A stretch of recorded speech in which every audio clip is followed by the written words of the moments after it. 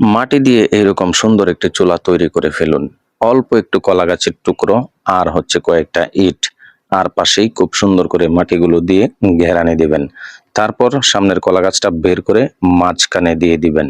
এরপর কয়েকটা রড দিবেন যাতে আগুনটা বেশ ভালো করে জ্বলে। দেখুন কত সুন্দর একটা লুকস চলে আসছে।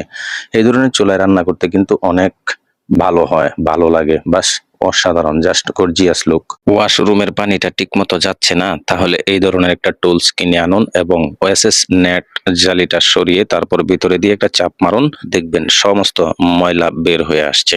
পানিটাও খুব সহজভাবেই যাবে, অর্থাৎ অসাধারণ একটা জিনিস। যাদের বাচ্চারা কিছু খেতে চায় না তাদেরকে আপনি চাইলে এই টেকনিকটা অবলম্বন করে খাওয়াতে পারেন, সে খুব সহজে আনন্দের সাথে খাবে। দেখুন কত সুন্দর করে ডিম ভাজি করে দিচ্ছে, বাহ অসাধারণ কিন্তু দেখতে। চাইলে আপনি এই টেকনিকটা অবলম্বন করতে পারেন, আশা করি আপনার বাচ্চা অবশ্যই খাবে, আনন্দের সাথেই খাবে। এজন্যই বলা হয় চায়নারা অন্যান্য দেশ থেকে প্রায় ১০০ বছর এগিয়ে।